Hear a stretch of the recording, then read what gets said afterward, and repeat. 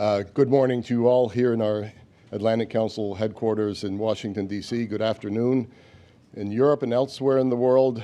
Welcome to all of you. We have a good turnout of experts, board members. Madam Managing Director, whenever we have this many Atlantic Council board members in the room, you know that there's someone important to be heard. It's my pleasure to welcome you all to this special edition of the Atlantic Council Front Page, our premier platform for global leaders. And today in our headquarters, we have the honor of hosting Kristalina Georgieva, the Managing Director of the International Monetary Fund and Managing Director. It's always an honor to have you here. Next week, the world's finance ministers and central bank governors will gather in Washington for the IMF and World Bank Spring Meetings.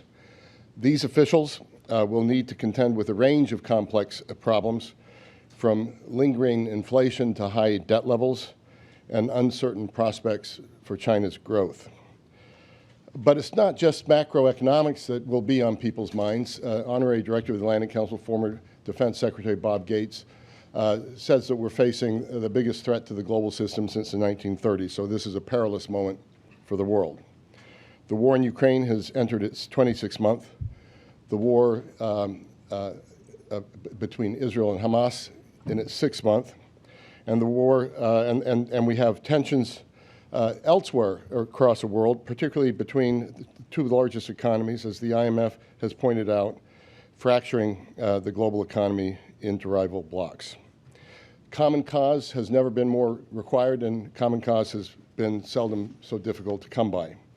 In helping countries navigate these challenges, the Managing Director has described the fund as, quote, a steady ship going through choppy waters. The world is fortunate to have a navigator like you, Managing Director. In the 1990s, Ms. Georgieva served at the World Bank, helping post-Soviet economies transition to a new economic model. Then, as Vice President of the European Commission in the 2010s, she responded to the Euro area debt crisis and 2015 refugee crisis. In 2017, she returned to the World Bank as CEO, overseeing major changes within the institution. Then in 2019, just months before the outbreak of COVID, she began her term as Managing Director of the IMF. In 2020, in the teeth of COVID, we presented Ms. Georgieva with the Atlantic Council's highest honor, our Distinguished Leadership Award. And we were just chatting outside, former Secretary of State, the late former Secretary of State, Madeleine Albright, presented her with the award. It was a very moving moment. The pandemic created both a health and an economic crisis. The IMF sprang into action, delivering immediate financial and developing new finances and developing new lending programs to quickly adapt to the changing needs of its members. The fund used its firepower and made more than $300 billion available to countries in need. But even amid this crisis, Ms. Georgieva kept pushing the fund to think beyond the immediate challenges and prepare for the decade ahead. From climate change to artificial intelligence to digital currencies, she tried to ensure that the IMF would be fit for purpose and fit for the future. This forward-looking ethos is what drives our work at the Geoeconomics Center, where a brilliant team is so capably led by Josh Lipsky. Created 4 years ago at the outbreak of this pandemic, of the pandemic, the team leads on cutting-edge research from China's economy to the role of the dollar to the use of sanctions. They've taken to heart the words of Secretary Yellen, who precisely 2 years ago from this podium spoke and reminded us that the Bretton Woods institutions were not created after the war, but during the war, 6 weeks after the invasion of Normandy. Now, just as then, we must seek to build the future we want, even as we fight for the present. That's the purpose of the Geoeconomics Center's Bretton Woods 2.0 project, dedicated to building a more resilient economic future for decades to come. As the institutions near their 80th anniversary this summer, The Geoeconomics team is already thinking ahead to the 100th anniversary. In fact, next week, as part of this project, the Atlantic Council, working in partnership with our 16 programs and centers at the Council, will host 20 finance ministers and central bank governors from around the world here at our headquarters. We're also bringing in lots of extremely good food, which we hope will attract a crowd as well. All of them, Ms. Georgieva, are going to want to know what you're saying today, setting the stage. Your perspective, your preview of the IMF's World Economic Outlook, and your agenda for the upcoming meetings. After the Managing Director's speech, we'll have a chance to dive deeper into some of these issues. But with that, Madam Managing Director, the floor is yours.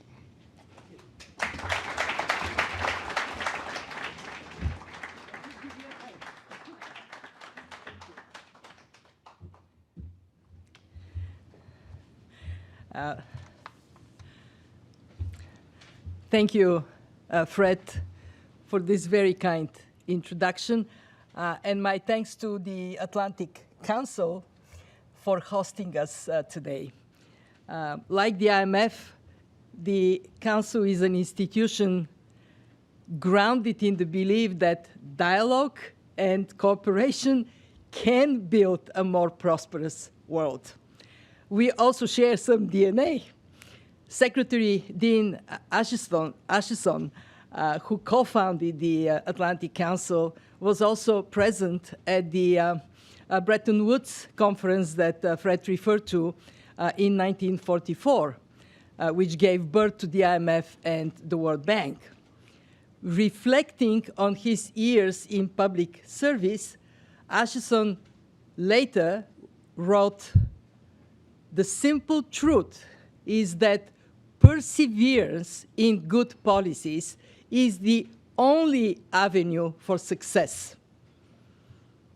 In a world of more frequent shocks and heightened uncertainty, we need good policies more than ever.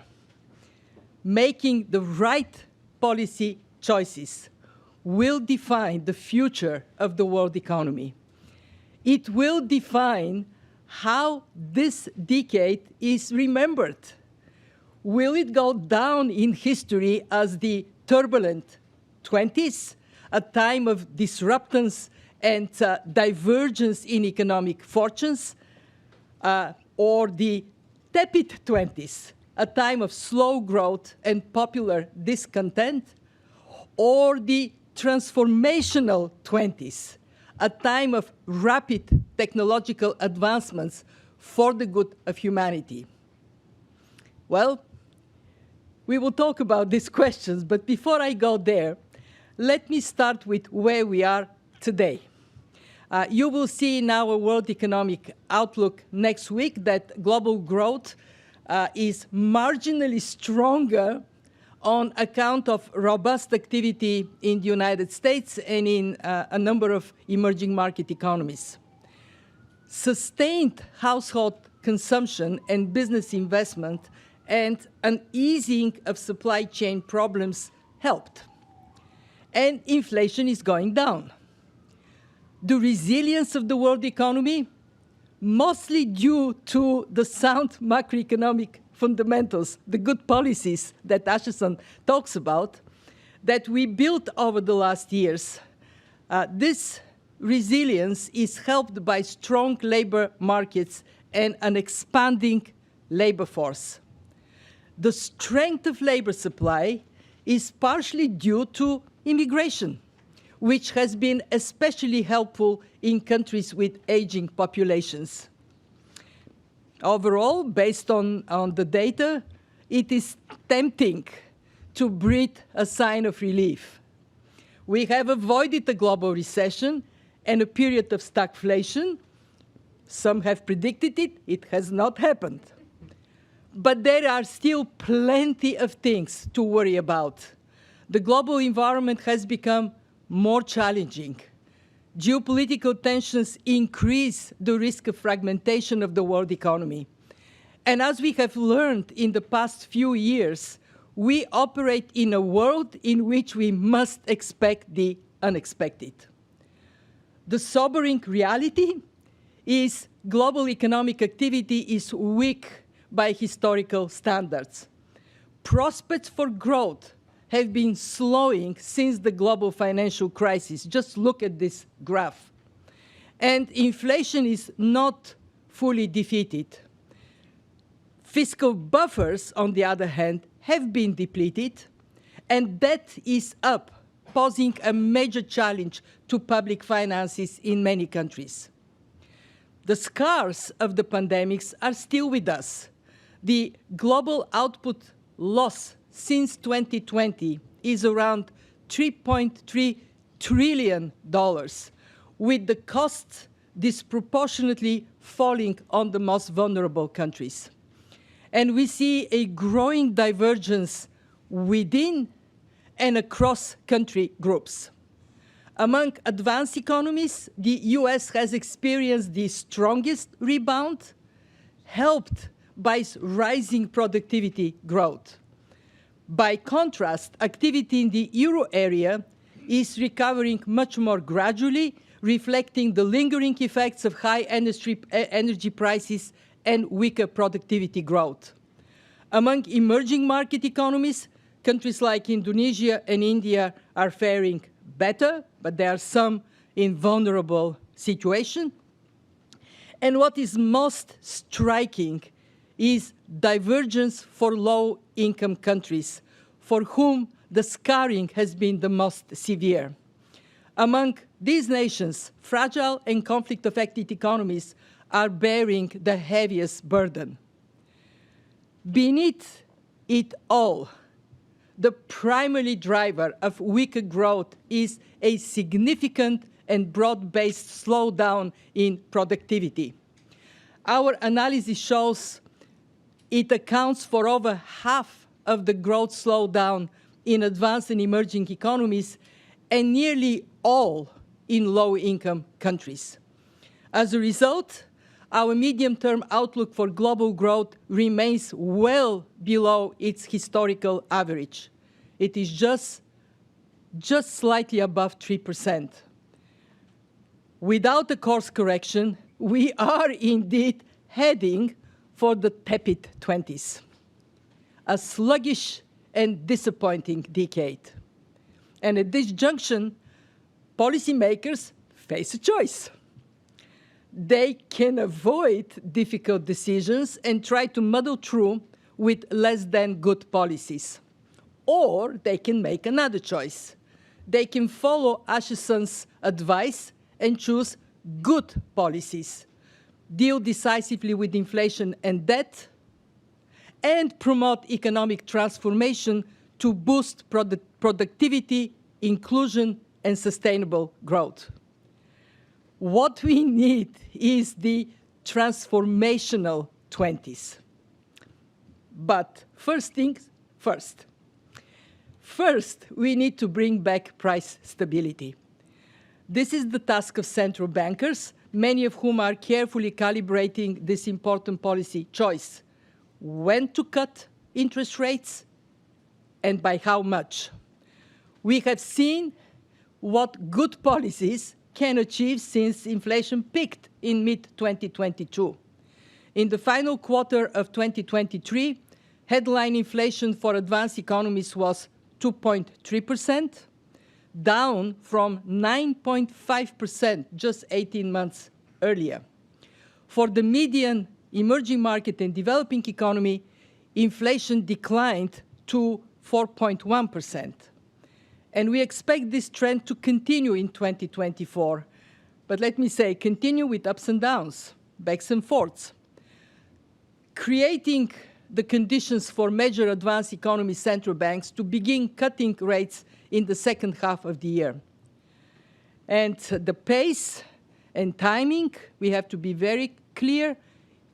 This monetary pivot would differ from a country to a country.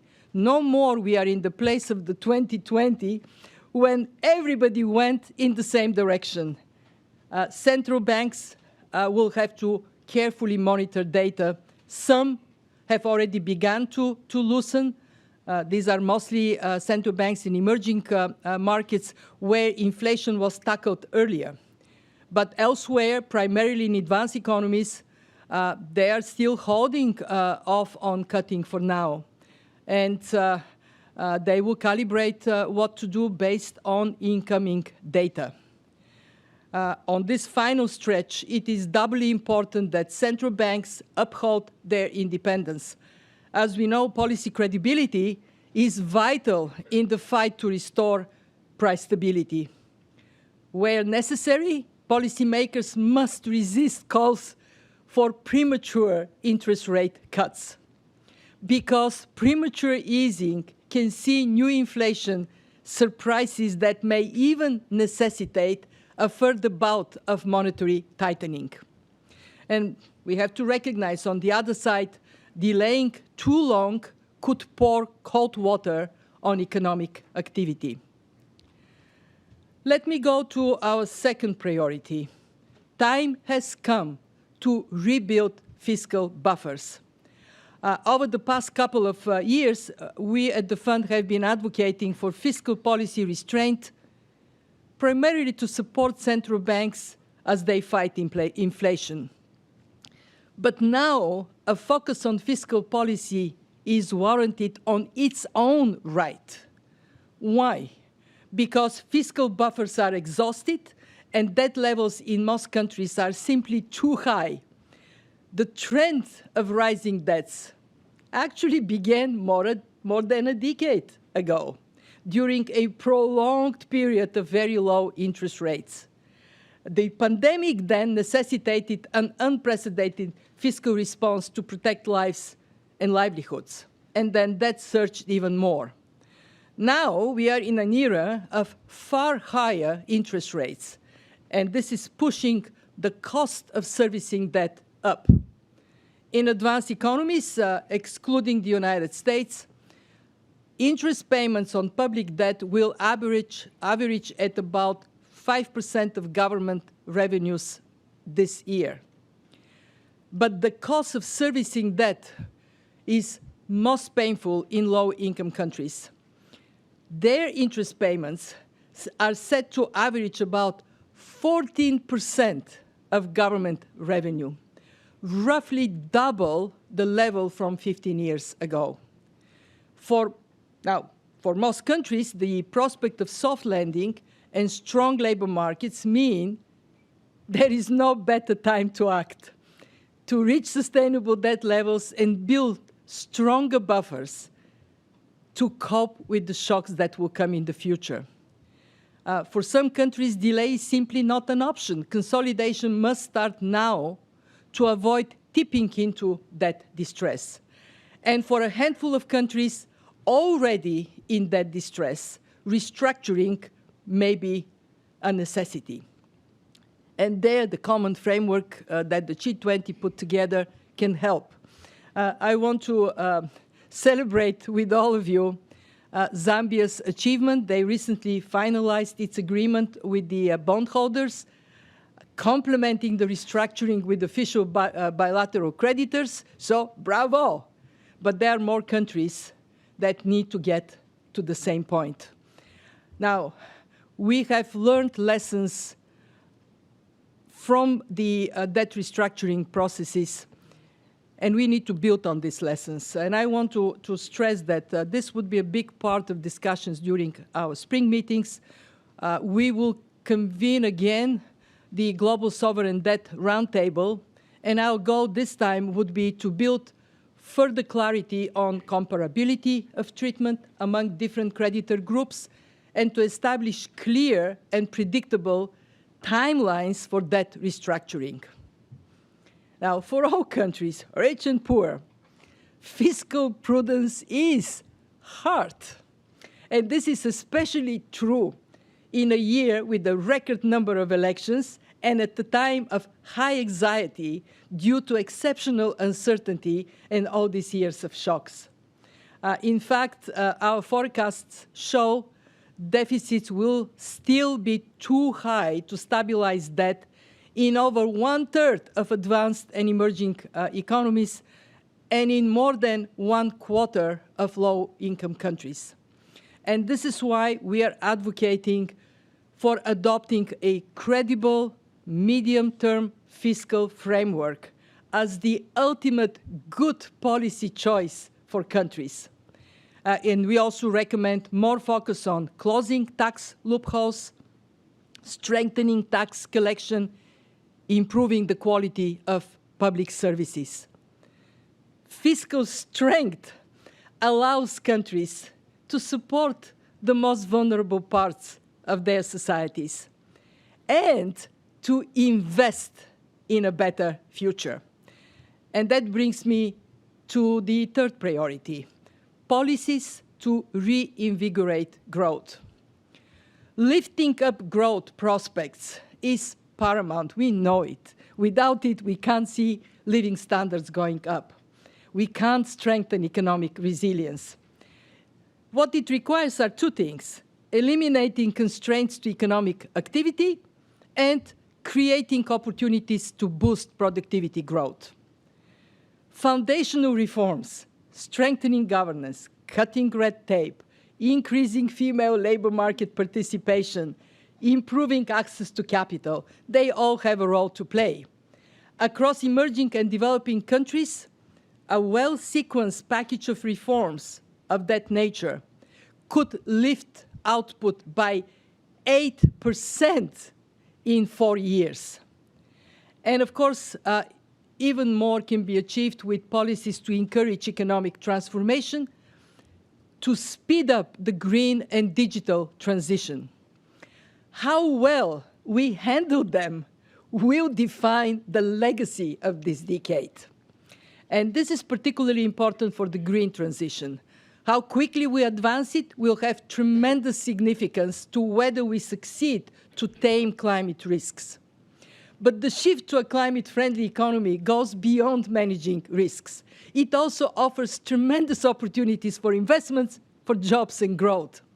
And we are already witnessing the economic, health, and environmental benefits of transformative investments, including in renewable energy, in electric mobility. I see Jeffrey Okamoto here.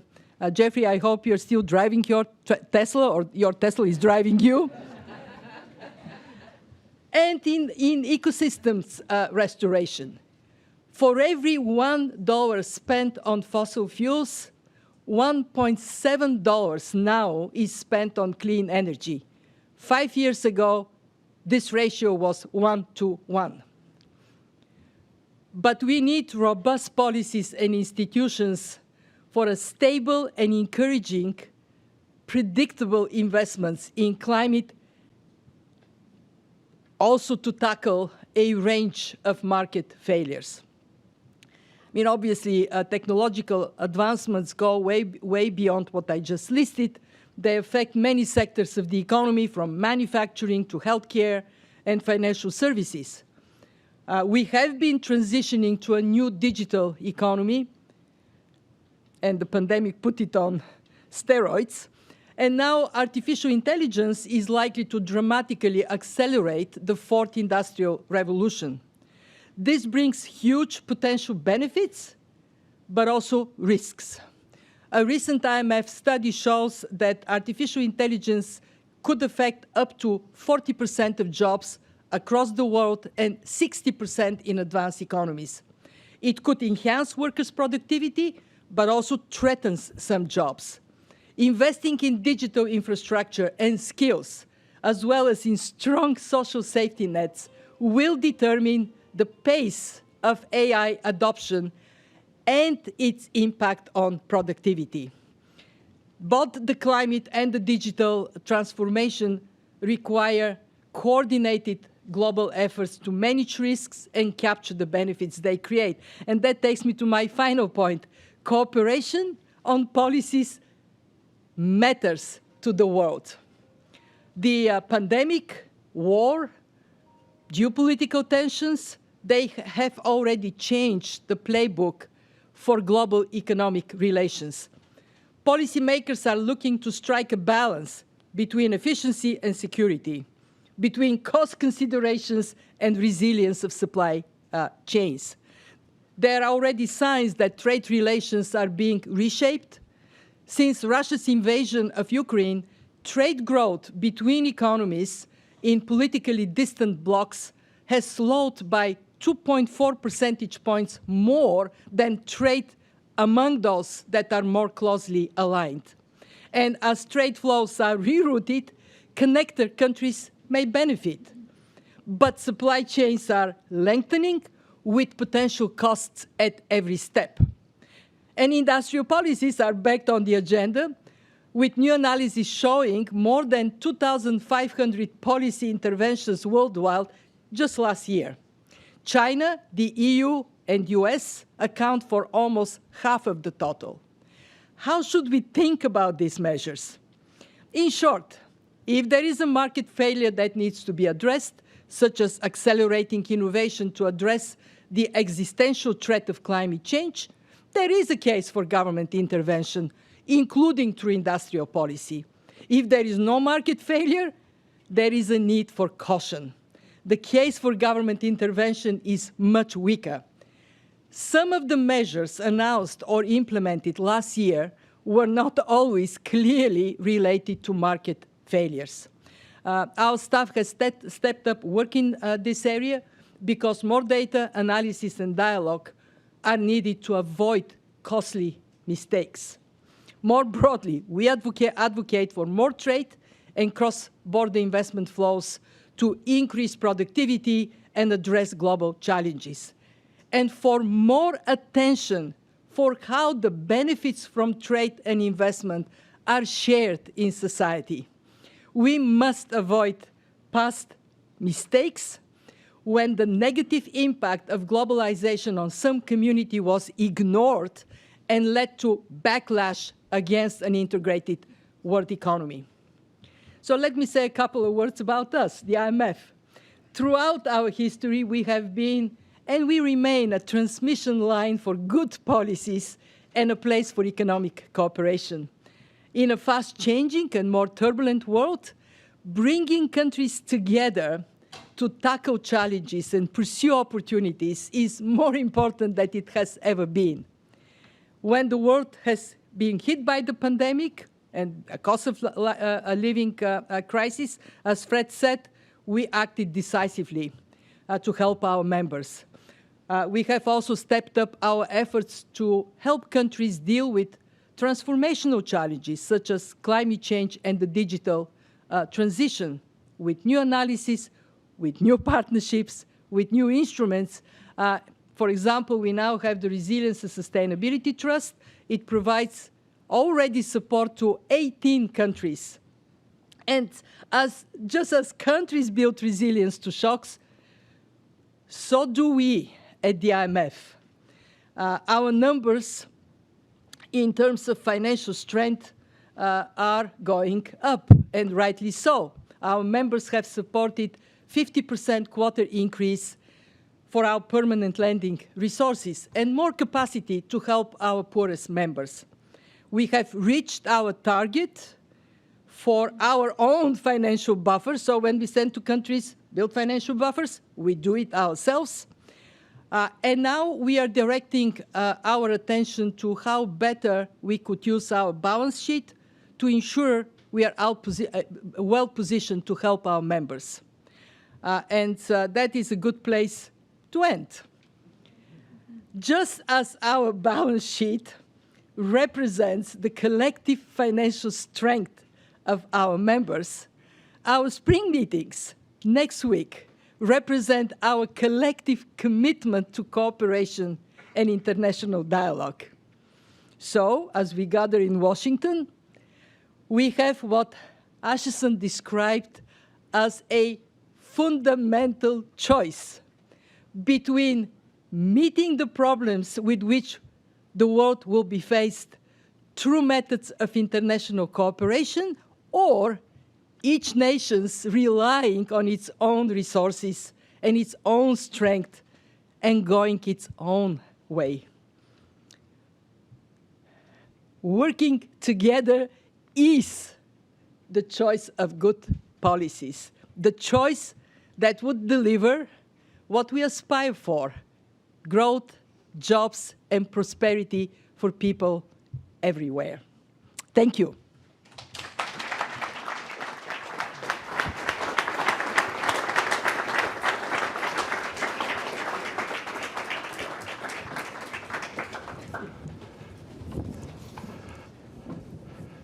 Thank you so much for those truly powerful remarks. We have some time now for some questions, and toward the end, I'll turn to the audience for a couple questions as well. Let me quote you. We operate in a world where we must expect the unexpected. It's unusual to have IMF Managing Director talk as much about geopolitics as you do. Because you have to plan, because you have to put together packages, how do you plan for the unexpected? And particularly in this decade where we've had COVID unexpected, you've had an invasion of of Ukraine unexpected. Please. Yeah. Oh, there go the markets. And then of course this year, October 7th, Hamas and the ensuing war, terrorist attacks and war. Unexpected.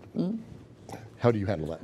Well, the most important lesson I learned through my professional life is that one can build the capacity to anticipate, act early, and target the most vulnerable, those that are most severely affected. At the fund, what we do is we actually periodically think of the unthinkable analysis, come up with a hypothesis of something that looks absurd and impossible, and what are we going to do if the impossible becomes a reality. And that helps. But most importantly, we focus on three things, Fred. One, the quality of our analysis. We bring a global public good as an institution because we are the only ones that are trusted to hold the hand on the pulse of all 190 members, to check their vital signs regularly. And when we aggregate this information, we then turn it for the benefit of our members so they can draw some conclusions. And of course, it builds anticipatory posture. So analysis is critical. The quality of this analysis becomes even more important in this world of more frequent shocks. Two, we have to radiate confidence by having the financial strength and the speed of action that is required. So when we act, it passes to the rest of the world a sense of confidence. The fund is there. And we have done a lot over the last years to build this financial strength. I mentioned the quarter increase. We also did a $650 billion SDR allocation to boost reserves and liquidity immediately after COVID. And the third thing is hugely important. It is our staff's ability to quickly shift gear towards what the most immediate priority is. And I can tell you, I cannot be more proud of the staff of the IMF. Let me give you just one example. So the pandemic hits. WHO announces that the world is in big trouble. 1 week after this announcement, we did our first disbursement. It was to the Kyrgyz Republic of emergency financing. And after this first disbursement, very quickly, we came with a massive support for our members. When we got the hit from Russia's invasion, very quickly our membership mobilized to think about the necessity to make some policy changes so the fund can actually help a country like Ukraine. And we did that. We came up with $15 billion support package that mobilizes $120 billion. So to finish on that, obviously, we are an institution that wisely was created to be acting in crisis. And that's what we have been doing. And we constantly build that capacity to anticipate, act early, and I want to repeat, target the most vulnerable of our members and the most vulnerable people in these affected countries. And do you think this volatility that we're facing is the new normal, the geopolitical? I think we have to buckle up for more to come, because it is a more diverse world. And it is a world in which we have seen divergence not just in economic fortunes, but also divergence in objectives for role countries play. Thank you for that. Fragmentation, on the one hand, the need for common cause. On the other hand, you've written and spoken many times in the past year about the risks fragmentation poses to the global economy, including really excellent essay. If you haven't read it, it's worth reading in Foreign Affairs. You've launched models on the risks of geopolitical trade blocs, actually here at the Atlantic Council. So talk about the fragmentation. Do you have tools that can guide us away from protectionism? Or is it just the bully pulpit where you have to remind people of the negative consequences? Is that enough? Well, first, it is important to present rationally and with no bias the cost of policy decisions, and that's what we do. So when it comes down to cost of fragmentation, we run studies on trade, on investment flows. We run studies, as I mentioned in my speech, on what is actually happening and how it impacts countries. Some benefit from the connected countries benefit from what is going on, but overall the consumer is hit with higher prices. So we present that. But that, of course, is not enough. We engage in our so-called Article 4 consultations in more detailed analysis on a country-by-country basis. And then we present policy choices to countries and what the consequences of those choices would be. I think actually the most important service we provide is the spring and the annual meetings, bringing everybody together.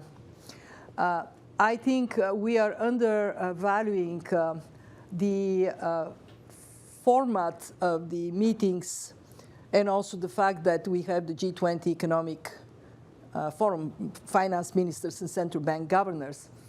Because in these conversations, the tone of these conversations, when it is pragmatic, kind of helps to bring the temperature down.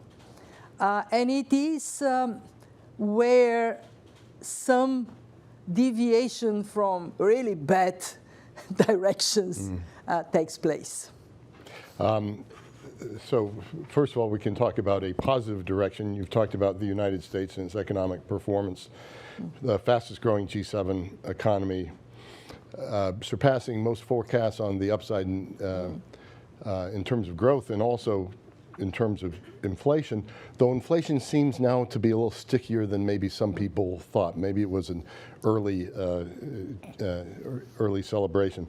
How do you look at the U.S. economic outlook in 2024, particularly from this mixture of questions of growth and inflation? And what is it about the U.S. economy? We saw your very powerful charts that got it through in the form that it did. Well, let me start with the last part of your question. What is it that makes the U.S. so successful? There are three things. One is the U.S. is more innovative economy, and the fact that it opens up space for entrepreneurship in a way that some other economies don't, really at the time of accelerated technological change, all other things equal, benefits productivity in the U.S. Second, what we have seen in the U.S. is labor markets holding really well. Labor supply boosted by something that is actually quite a controversial topic, but from economic standpoint, the fact that there is inflow of labor supply helps the economy, and it also helps to keep wage growth under wraps. So we are not seeing a significant increase. And three, in the US, there has been policy support during COVID, now with IRA, with the Inflation Reduction Act, that is giving more impetus to growth in the economy. So let me go to what does it mean for the rest of the world.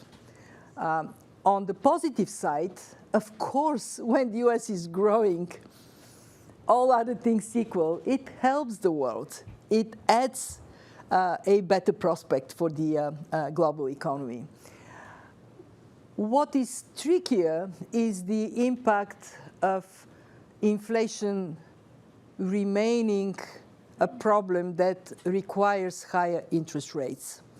Because higher interest rates for the rest of the world is not great news.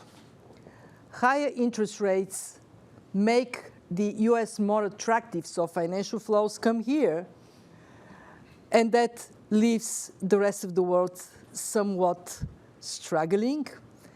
Higher interest rates mean the dollar is also stronger, and that on the flip side for other countries means their countries are weaker.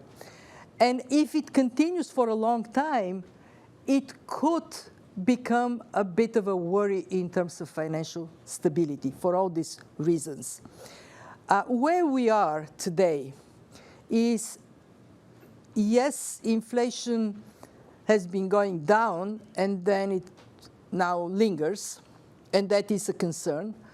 But I think the Fed is acting prudently. I think that the US administration also would look at what can be done so the economy doesn't overheat to a point that is not healthy. To finish on something, we were in Davos, so I'm in a media round, and the person before me is asked, what do you think about interest rates in the United States? So this person says, oh, in March they would start going down, 6 to 7 cuts. Then comes my part, so I'm asked the same question. I'm saying, well, not so fast. I think we still have to see the data. The Fed really has to be confident, because if the Fed starts cutting and then it has to raise rates again, that's terrible for confidence in monetary policy. But I do think in our projections we see overall, for a variety of reasons, I mentioned some of them, labor costs are not going up. There is an ability, policy capacity for the US to manage that famous soft landing well. So, fasten your seatbelts. At some point, we will be landing. That's on the record. So let's talk now a bit about a pivot to China. Recent trip, you mentioned the country being in a fork in the road. Mm-hmm. Between sticking to past policies or updating them for an era of high quality growth. You urged Chinese policymakers, to embark on pro-market reforms to boost domestic consumption, particularly the property sector. I guess a couple of questions there, and we have a China Pathfinder project where we spend a lot of time on these issues. What metrics do you use looking at China's progress in these directions? And do you have a time frame you're looking at? Is 5% the new normal for China? How are you thinking about China? Well, what I said in China is exactly right. China has to take on a new policy course, because what has worked in the past cannot be sustained for the future. And the Chinese leadership is aware of that. The question is how we can help with our Article 4 consultations, with our policy analysis, to inform Chinese policymakers on what they can do. What we see, and we are going to have our Article 4 consultation with China actually very soon, but what we see from our engagement with China are three problems that are solvable problems. They require attention, they can be solved. Problem number one, property sector. There is some progress. China has taken some measures to address the property sector problems, but they can do more. They can be more decisive in dealing with the companies that have proven to be failing, get them out. They can be more forceful to let market decide on price, and they can be directing their support towards completing uncompleted construction.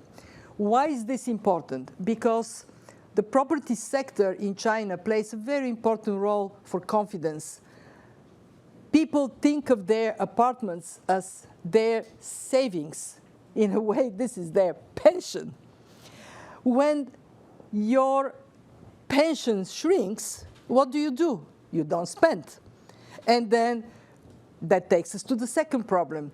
China does need to boost the domestic demand, and they can do that by dealing with pensions, by strengthening social safety nets, by moving more attention to people capacity to service themselves. For example, health services in China are underdeveloped. You create the policy instruments to boost them that would help domestic demand. And three, the unfinished agenda around key reforms, the opening up, state-owned enterprises, local government debt. And as I indicated, these are topics we will continue to discuss with China, because China is important for the Chinese people, but China is important for Asia, China is important for the world. They contribute 1/3 of global growth this year. When China drops 1 percentage point in growth, that translates for the rest of Asia dropping 0.3%. So that means China making good choices would be good for everybody. And on your trip, did you get the feeling they were committed to good choices? And I guess the second part of this is Secretary Yellen voiced a concern last week in China about manufacturing overcapacity. And I don't know what your view on that is. Well, we have had very constructive engagement, and it will continue. We are looking at the Chinese economy in great detail and hopefully providing some good advice. Look, I mean, if China does the reforms that we recommend, they can get massive benefits. They can lift almost 20% their output over the next years. On the question of overcapacity, as we recognize, there have been sectors in the Chinese economy over the years where overcapacity has existed. It is critical to develop domestic demand and then shift more of the economy towards services, so this doesn't persist as a problem for China. Thank you for that. Turning to Ukraine, your executive board completed your third review of the extended fund facility, which supports economic recovery, fiscal stability, EU accession. So that's good. It allows Ukraine to draw $880 million for budget support. But the war is going on, and it doesn't look like it's going to end anytime soon. Can you talk about the impact of the funding you've given, but also a little bit of an outlook of how you think one has to manage this issue? It is a terrible tragedy. People dying and resources being wasted in the most terrible way. When we look at the economy of Ukraine, we observe two things. One is the incredible resilience of the Ukrainian people and the Ukrainian businesses. What Ukraine has achieved is remarkable. They have brought inflation to below 5%. In other words, within their target. Their growth is going in the 5% direction. Their businesses are functioning where there is no war, the economy is functioning. They're collecting 36% to GDP in taxes. So what they do is to sustain a fairly sound economic performance any place where this is possible. What are the prospects? Ukraine needs to continue to stay the course, and they will. And Ukraine needs the friends of Ukraine, the international community, to stand with them. The success of Ukraine, despite the enormity of the attacks, is because of these two factors: the people of Ukraine and the will of the international community to support them. And our analysis shows that while, of course, ending the war is the best way to get Ukraine on a sound footing, as long as we persevere, Ukraine is going to be handling a very difficult situation,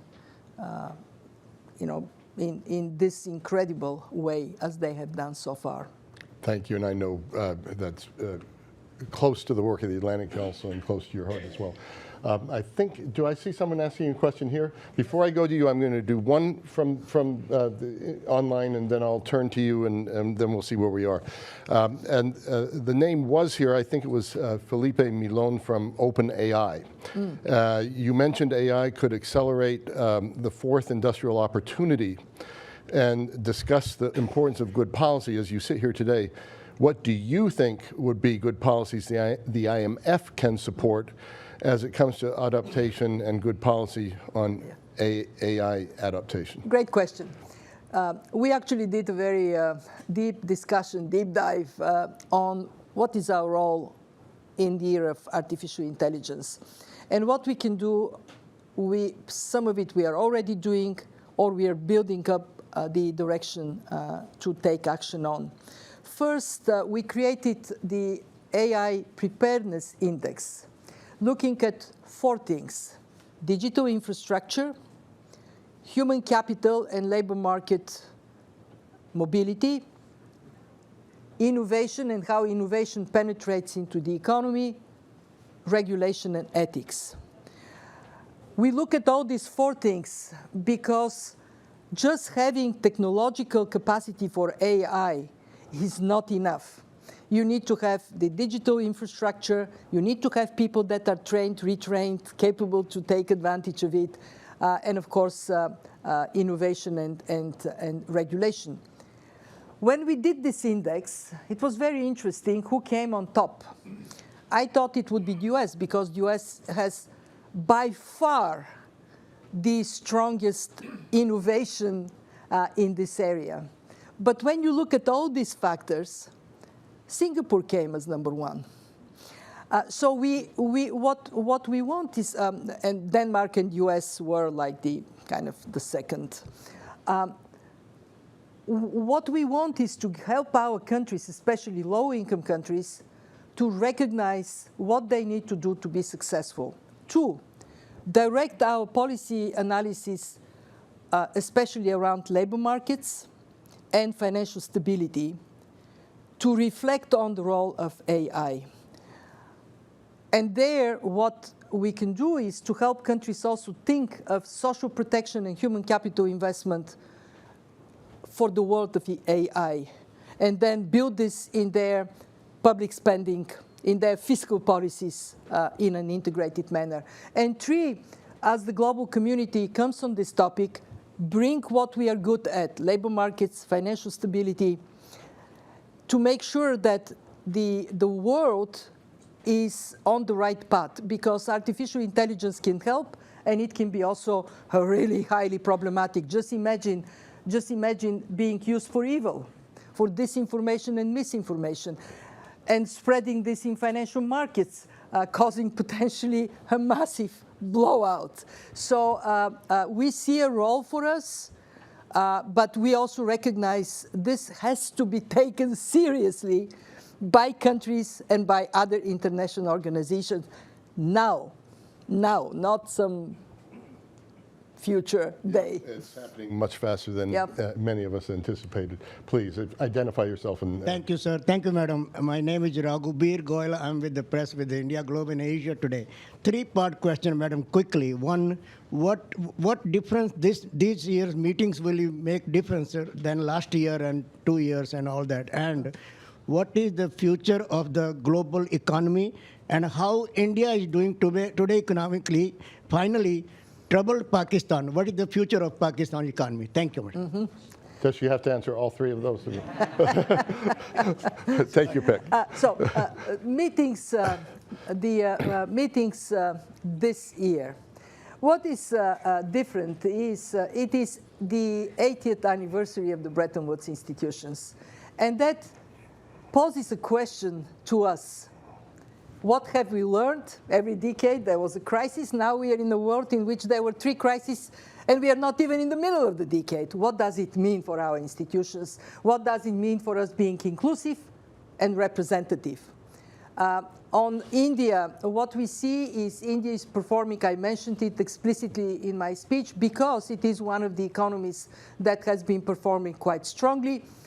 One of the drivers of India's performance is the decisiveness in moving into the digital transformation, something that, of course, matters to many other countries. The way the digital, public digital infrastructure was put in place, digital ID, and how that impacts the whole of the economy. On Pakistan, Pakistan is now completing, actually successfully, a program with the fund. The economy is performing somewhat better. Reserves are being built. There is a commitment to continue on this path, and the country is turning to the fund for potentially having a follow-up program. I do believe that there are very important issues to be solved in Pakistan. The tax base, how the richer part of society contributes to the economy, the way public spending is being directed, and of course creating an environment, more transparent environment for the economy to go up, to become a more dynamic, more inclusive economy. Thank you for that. So I'm going to ask a last question. Josh, our Senior Director for the Geoeconomics Center, will close the program after that. And I'd like to ask about the future of the fund. And this would maybe be an hour-and-a-half answer, but let me throw it out there anyway. We're going to be doing a series of events, both here and in Brazil during the G20 on this issue. The fund is turning 80 years old. I said earlier we want to know what it should look like 20 years from now. So maybe that's my question for you on issues of debt, representation, resilience. What do you hope the IMF can accomplish next 5, next 20 years? By the way, speaking of Brazil, Josh has told me we are going to have some Brazilian food during the course of this week as well. We're going to have 20 ministers and central bank governors coming through the Atlantic Council. Please attend whatever you can. These tend to be really rich discussions. But let me ask you about the future of the fund. I think the fund is going to continue to develop that muscle on building resilience for a world of more shocks. If there is one thing that we learned from the many crises, it is countries with strong fundamentals withstand shocks better, like people with strong immune systems face the COVID. And that is what we have to continue to do, help members, help countries to build fundamentals for tomorrow, not for the world of yesterday.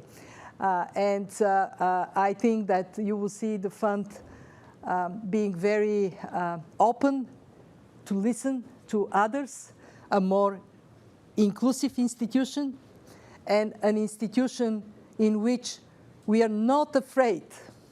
We are not afraid of change. Thank you for that, and best of luck to you next week. This is a really, really compelling set of remarks, opening remarks, and discussion. So, Josh, let me turn to you. Well, thank you, Fred, and thank you, Managing Director, for being with us this morning and sharing your priorities for the critical week ahead. We truly do appreciate it. You emphasized in your speech the issue of divergence between economies, and I was struck by that. That seemed a key theme of the speech to me. And as we were just talking about, the ripple effects of that are not only economic. There will be geopolitical repercussions from that divergence.